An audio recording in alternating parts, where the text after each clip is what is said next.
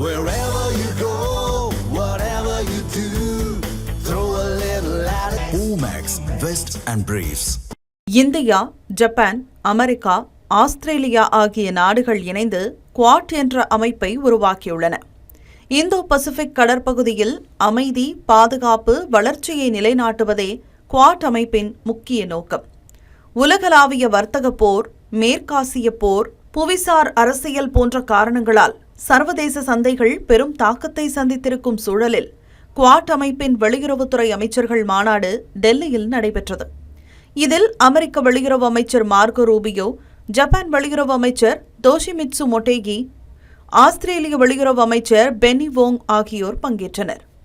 பின்னர் நடைபெற்ற செய்தியாளர் சந்திப்பில் பேசிய வெளியுறவுத்துறை அமைச்சர் ஜெய்சங்கர், பாதுகாப்பான தடையற்ற கடல்சார் வர்த்தகம், சர்வதேச சட்டங்களை மிக கவனமாக பின்பற்றுவதன் முக்கியத்துவம் குறித்து குவாட் அமைப்பு விரிவாக விவாதித்ததாக கூறினார்.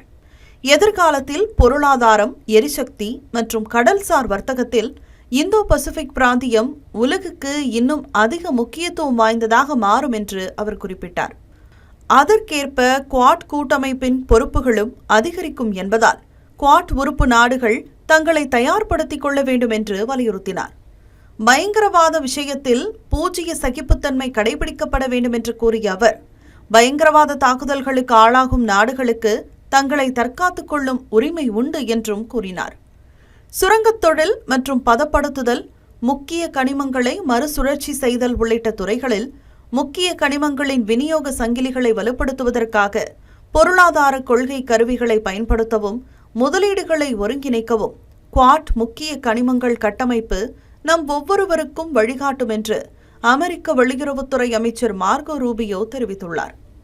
பசிபிக் தீவுகளில் உள்ள துறைமுகங்களின் உள்கட்டமைப்பை மேம்படுத்த குவாட் அமைப்பு கூட்டாக செயல்படும் என்றும், ஃபிஜியின் துறைமுக உள்கட்டமைப்பை மேம்படுத்துவதற்காக அந்நாட்டுடன் இணைந்து பணியாற்றும் திட்டங்களை அறிவிக்க உள்ளதாகவும் மார்கோ ரூபியோ கூறினார். குவாட் கூட்டமைப்பு ஒரு துறைமுக உள்கட்டமைப்பு திட்டத்தில் இணைந்து பணியாற்றுவது இதுவே முதல் முறை என்றும் அவர் குறிப்பிட்டார். ஹோர்முஸ் நீரிணையில் கப்பல் போக்குவரத்தின் சுதந்திரத்தை உறுதி செய்வதற்கான ஒரு ராஜதந்திர தீர்வை நோக்கிய முயற்சிகளை குவாட் அங்கீகரித்துள்ளது என்று ஆஸ்திரேலிய வெளியுறவு அமைச்சர் வோங் கூறினார். குவாட் அமைப்பில் இந்தோ பசிபிக் கடற்பகுதியின் பாதுகாப்பு, சர்வதேச அரசியல் சூழ்நிலை, மத்திய கிழக்கில் நிலவி வரும் போர் பதற்றம் உள்ளிட்ட பல்வேறு அம்சங்கள் குறித்து விரிவாக விவாதிக்கப்பட்டது. அது மட்டுமின்றி அரிய வகை கனிமங்கள் மற்றும் துறைமுகங்கள் தொடர்பான முன்னெடுப்புகள் மூலம் இந்தோ பசிபிக் பிராந்தியத்தில் பாதுகாப்பான விநியோக சங்கிலியை சீரான வேகத்தில் கொண்டு செல்வது குறித்தும் வலியுறுத்தப்பட்டது. அண்மையில் அமெரிக்க அதிபர் டொனால்ட் ட்ரம்ப் சீனாவுக்கு பயணம் மேற்கொண்டுள்ள நிலையில் குவாட் உறுப்பு நாடுகள் தங்களது நலனில் ஒருமித்த கருத்தை கொண்டுள்ளன. அதன்படி இந்தோ பசிபிக் பிராந்தியத்தில் அரிய வகை கனிமங்கள் மற்றும் துறைமுக உள்கட்டமைப்பு மேம்பாடு தொடர்பான முன்னெடுப்புகளை மேற்கொள்வதாக குவாட் உறுப்பு நாடுகள் ஒருங்கே ஒப்புக்கொண்டிருப்பது உலகளாவிய கொந்தளிப்புகளுக்கு மத்தியில் புதிய திருப்பமாக பார்க்கப்படுகிறது.